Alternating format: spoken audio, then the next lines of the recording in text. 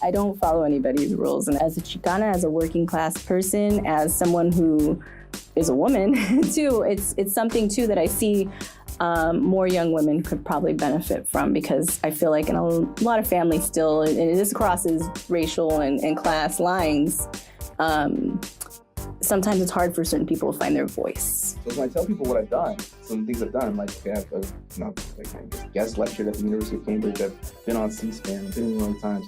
I list like this long resume, and they're like, wow, like, how did you do all that? I'm like, well, I'm a poet. I'm like, okay, well, why aren't you famous? I said, well, I'm a poet. Same answer.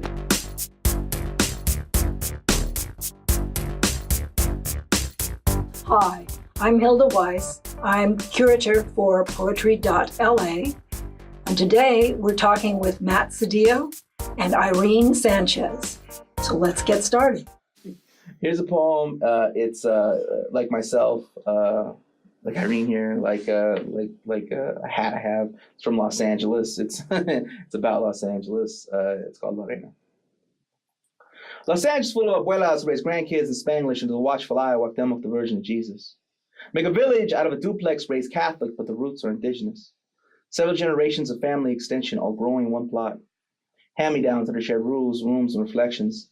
In la quech, porque mi casa es tu casa, that's not the promises, that's family living. That's palabra. Light a candle. Burn some sage, pick your saints, set your altar, the sign of the cross. The sound of the conch, and prayers lift the four directions, that's culture, not contradiction. Folks in the back, they fight for living, fight 15, hail from the rowdy section, Dodger Stadium, but their hearts still burn with a fire from that Chavez ravine, and here is home of Lorena. At 54 cents on the dollar, America's most exploited worker. Neglected, disrespected, underrepresented, presumed incompetent. If she lives life as expected, she'll be labeled statistic. If she manages to outpace them, threaten, they will blame affirmative action, but either way, they will not see her.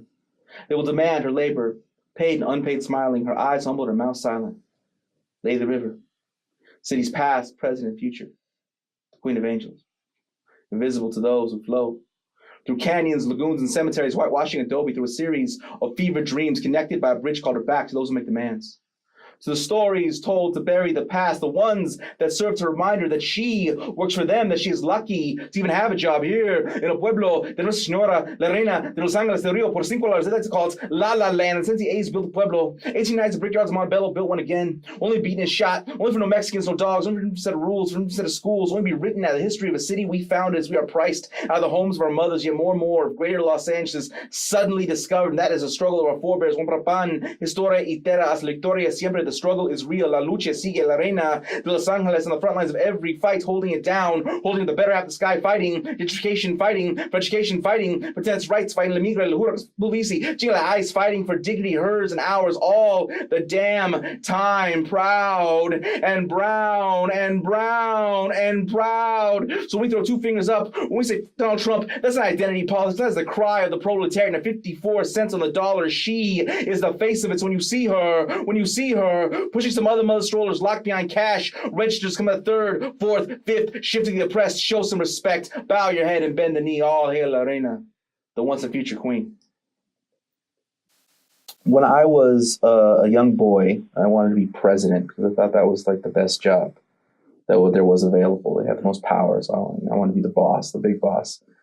Later on, my father, he told me that because, we're of Mexican heritage, that I would never be president. And that was not something that was a possibility. And I needed to kind of really be more realistic about things. And I was 7 years old when he said this. So I was born in 81, that was born in 88. So it wasn't like he was trying to hurt me. It was more like he really thought this was something that I needed to really come to terms with. And not just not be president, but a lot of my other ambitions that just not possible. And that wounded me in a very deep way that I never really understood till much, much later. And then I also, I understood as an adult that was a bad thing. I understood that it hurt, but it didn't really occur to me just really how profound that was. And later on, I decided I wanted to be a writer, and there was a lot of problems with that as well. But at the time, I decided that what I really wanted to do was I was going to make art for art's sake, right? I was not going to, be a political propagandist. I was going to make, this high art that was that spoke to the human condition, et cetera, et cetera. And And so that was my dream of a, this 14-year-old novelist, right? That I was going to do that. And, so I spent some time. I got about 168 pages into the thing. But, things changed and I had to go to work, and I was 19 years old. And I started working. Things happened over the course of time, and in the winds and tides of the economy, I ended up homeless. And I remember being in that situation, leaving my car and going to the library. And I remember I got to figure out why I'm homeless. So I'm going to read Das Kapital. This is the way I think, right? I'm like, well, it's finally time I dealt with this class question, right? And so I started reading that, and I also started reading, after that kind of led me to reading a lot of literature, like Chicano history literature. And so I had more clarity with my life. But at that point in time, I was like, okay, well, now that I understand the truth, about these things, I'm going to put away my dreams of being a bourgeois artist. I'm going to go organize the people. I'm going to, speak to truth to power. And so I'm going to do. So I'm going to march right into the break room at Lowe's, and I'm going to organize the workers. They may not like me, but they're going to respect me. And so anyway, so everyone got mad at me. No one's liking me. And but I'm making all these kind of activist friends. I'm writing pamphlets for organizing. And in the course of all this, I meet a friend who's a poet, and he was organizing to get sweatshops, to get USC to stop using sweatshops. And so we ended up going to an open mic. And this is the poet's name, David Romero. And we went to this open mic, a mic at Dim Lights. And I was very excited because that day I saw someone do this political poem. And I heard exactly how they did it. They introduced the concept, they fleshed it out, and they came back to something they were talking about earlier. I'm like, I know exactly how to do that. I'm going to come back here. I'm going to do these poems.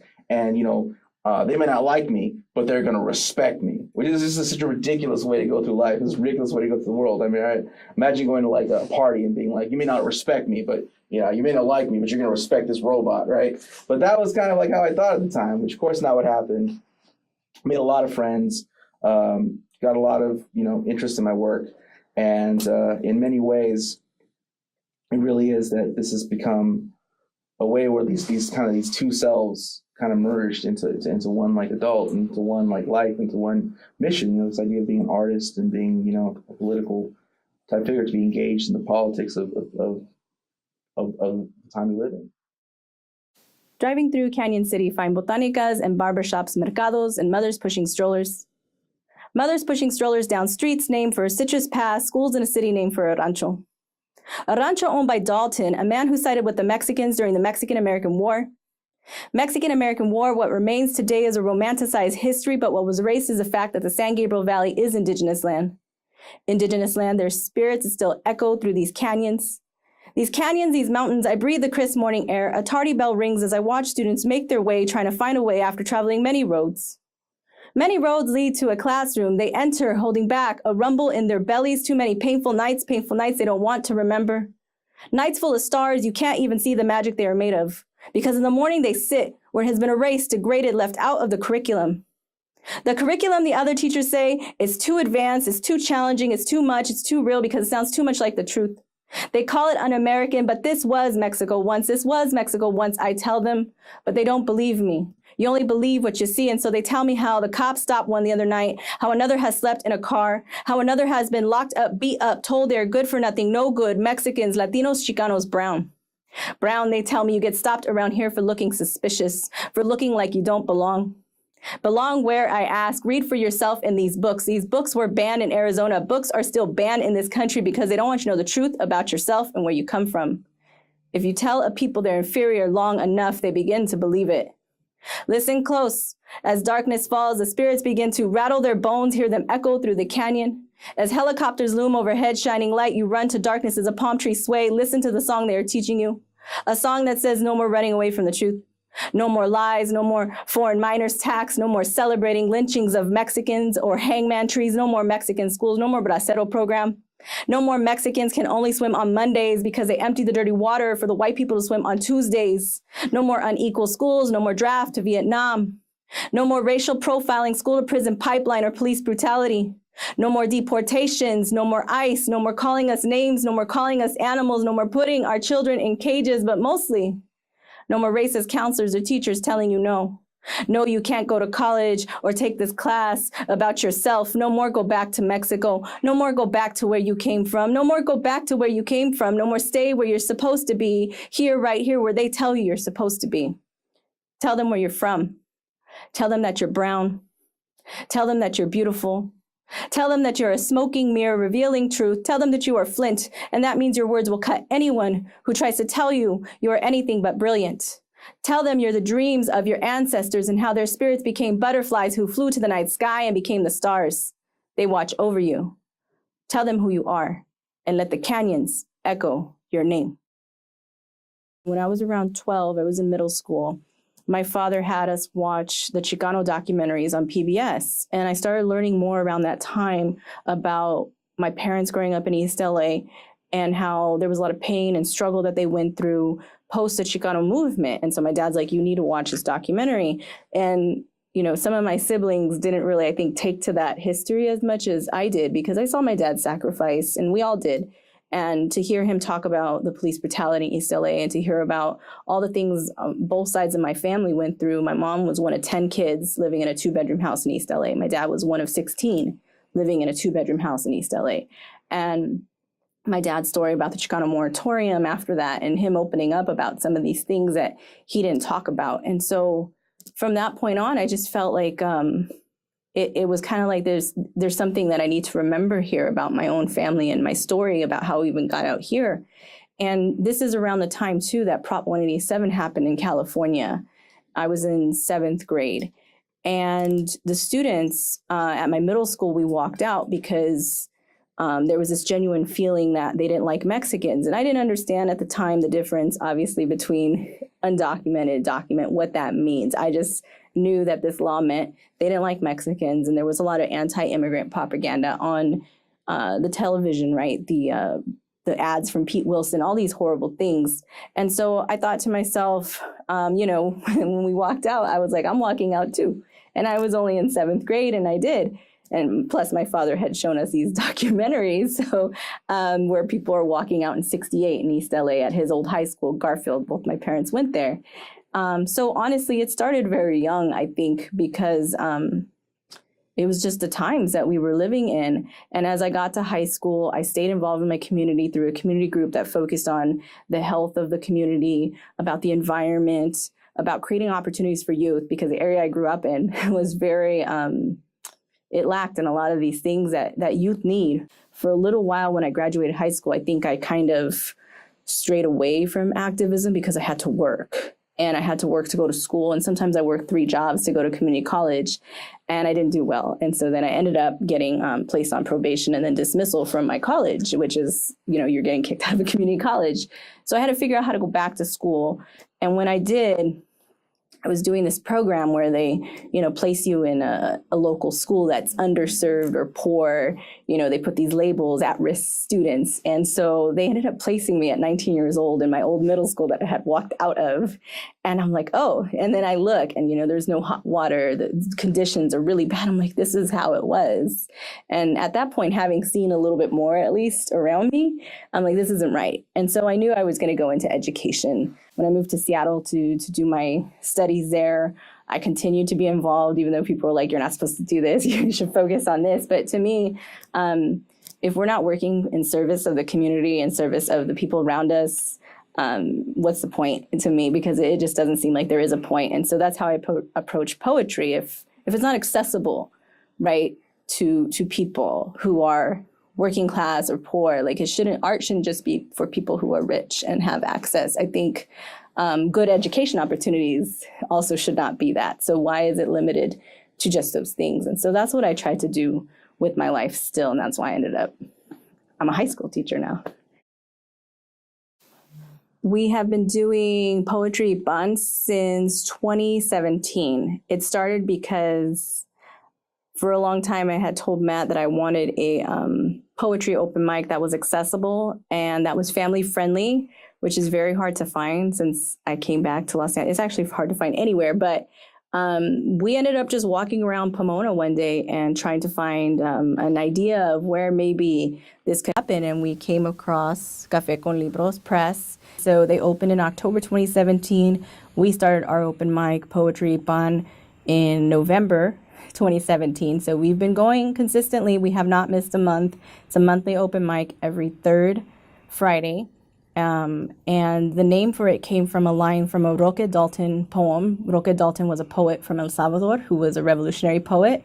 And the line was, "Poetry like bread is for everyone." It's from his poem called Like You.